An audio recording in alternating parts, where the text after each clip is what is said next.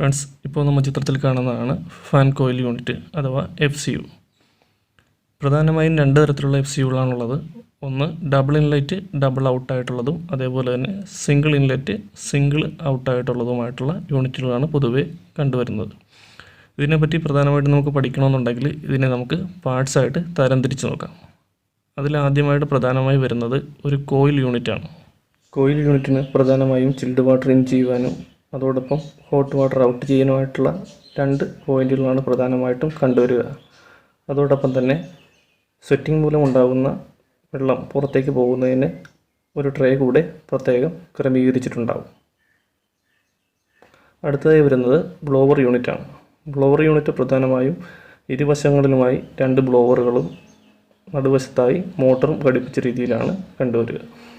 ഇതിനെ നമുക്ക് രണ്ട് പാർട്സായി തരംതിരിച്ച് പരിശോധിക്കാം. FCU മോട്ടറുകൾ പ്രധാനമായും 3 സ്പീഡ് 4 സ്പീഡ് എന്നീ ലെവലുകളിൽ നമുക്ക് ലഭ്യമാണ്. അതേപോലെ തന്നെ വിവിധ വാട്ടുകളിലും ലഭ്യമാണ്. അപ്പോൾ നമ്മൾ ഒരു FCU യൂണിറ്റ് സർവീസ് ചെയ്യുമ്പോൾ അതിൻ്റേതായിട്ടുള്ള സെയിം വാട്ടിലുള്ള FCU മോട്ടറുകൾ തന്നെ ഉപയോഗിക്കുവാൻ പ്രത്യേകം ശ്രദ്ധിക്കുക. അതോടൊപ്പം തന്നെ ഇതിൻ്റെ വയറിങ് ചെയ്യുന്ന സമയത്ത് സാധാരണയായി വരുന്നത് റെഡ്, ബ്ലൂ, ബ്ലാക്ക്, വൈറ്റ് എന്നീ നിലകളിലാണ് കേബിളുകൾ വരിക. അപ്പോൾ നമ്മൾ സാധാരണ ചെയ്യുകയെന്ന് വെച്ചാൽ ന്യൂട്രൽ വയർ ബ്ലാക്ക് ആണെന്നൊരു ബ്ലാക്കിൽ കണക്ട് ചെയ്യാറുണ്ട്. പ്രധാനമായും ശ്രദ്ധിക്കേണ്ട ഒരു കാര്യം, ചില മോട്ടറുകളിൽ ബ്ലൂ വയറാണ് ന്യൂട്രലായിട്ട് വരിക. അതുകൊണ്ട് തന്നെ നമ്മുടെ മോട്ടറിലുള്ള സ്കെച്ച് പരിശോധിച്ചതിന് ശേഷം മാത്രം വയറിങ് ചെയ്യാൻ ശ്രമിക്കുക. ഇല്ലെങ്കിൽ മോട്ടർ ഡാമേജ് ആകാൻ സാധ്യത വളരെ കൂടുതലാണ്. അടുത്തതായി ബ്ലോവർ. അലൂമിനിയം കൊണ്ട് നിർമ്മിച്ച സിലിണ്ടർ ആകൃതിയിലുള്ള ചിത്രത്തിൽ കാണുന്നത് പോലുള്ളൊരു ബ്ലോവറാണ് നമ്മുടെ FCU യൂണിറ്റിൽ വരുന്നത്. ഇത് മോട്ടർ ഷാഫ്റ്റിൻ്റെ ഇരുവശങ്ങളിലും ഘടിപ്പിച്ച രീതിയിലാണ് കാണുക. രണ്ട് ബ്ലോവറുകളാണ് ഒരു ഫാൻ മോട്ടറിൽ കണക്റ്റഡ് ആയിട്ട് വരുന്നത്. മോട്ടർ ഷാഫ്റ്റുമായിട്ട് ഇതിനെ ബന്ധിപ്പിക്കുന്നത് അലൻ കീ ഉപയോഗിച്ചിട്ടാണ്. നമ്മുടെ അലൻ കീ സെറ്റ് ഉപയോഗിച്ചിട്ടാണ് ഈ മോട്ടർ ഷാഫ്റ്റുമായിട്ട് ഈ ബ്ലോവർ ബന്ധിപ്പിച്ചിട്ടുണ്ടാവുക. അപ്പോൾ അഴിക്കുമ്പോൾ പ്രത്യേകം ശ്രദ്ധിക്കണം, നമുക്ക് വലിച്ചാലൊന്നും ദൂരിപ്പോരില്ല. അലൻ കീ ഉണ്ടാവും. അലൻ കീ പ്രത്യേകം ശ്രദ്ധിച്ച് അത് ഊരിയെടുത്താൽ മാത്രമേ ഉള്ളൂ നമുക്ക് ഈ ബ്ലോവർ സെപ്പറേറ്റ് ആയിട്ട് ഊരിയെടുക്കാൻ പറ്റത്തുള്ളൂ. അതേപോലെ തന്നെ ഈ മോട്ടർ അഴിച്ചുമ്പോൾ സർവീസ് ചെയ്യേണ്ട സമയം വരികയാണെന്നുണ്ടെങ്കിലും പ്രത്യേകം ശ്രദ്ധിക്കുക.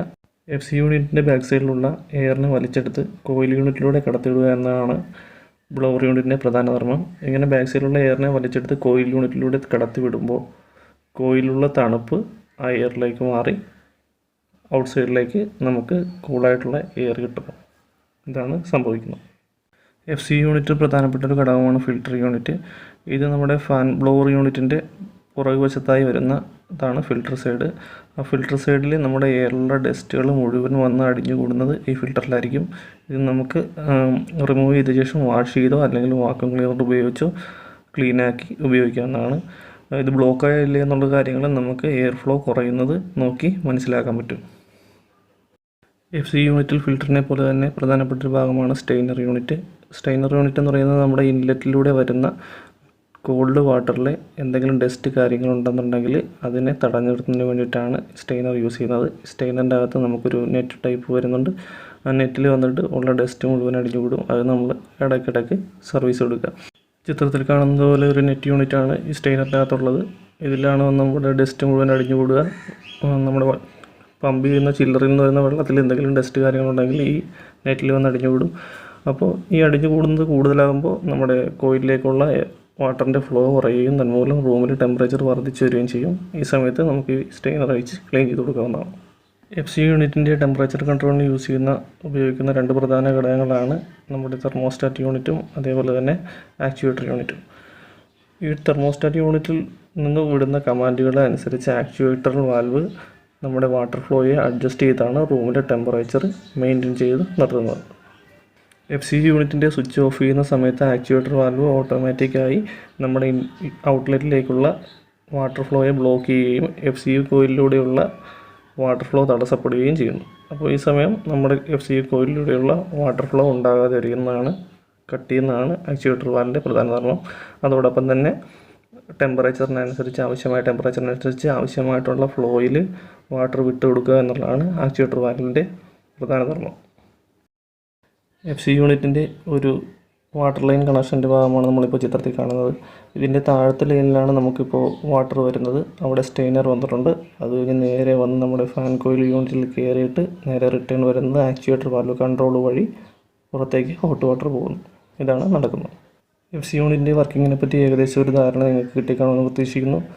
വരും ദിവസങ്ങളിൽ നമുക്ക് വർക്കിംഗ് ആയിട്ടുള്ള ഒരു FC യൂണിറ്റിൻ്റെ സർവീസിങ് നമുക്ക് കാണിക്കാം. അപ്പോൾ അതിൽ നമുക്ക് കൃത്യമായിട്ട് കാര്യങ്ങളെല്ലാം പറഞ്ഞ് മനസ്സിലാക്കി തരാൻ പറ്റും. ഇപ്പോൾ ഒരു ഏകദേശ ധാരണ നിങ്ങൾക്ക് FC യൂണിറ്റിനെ പറ്റി കിട്ടിക്കാണെന്ന് പ്രതീക്ഷിക്കുന്നു. നമ്മുടെ വീഡിയോ ഇഷ്ടമാണെങ്കിൽ ലൈക്ക് ചെയ്യുക. അതോടൊപ്പം തന്നെ നിങ്ങളുടെ അഭിപ്രായങ്ങളും നിർദ്ദേശങ്ങളും ഡൗട്ടുകളും എന്തെങ്കിലും ഉണ്ടെന്നുണ്ടെങ്കിൽ കമൻറ്റ് ബോക്സിൽ രേഖപ്പെടുത്തുക. അപ്പോൾ മറ്റൊരു വീഡിയോ ആയിട്ട് കാണുന്നവരെ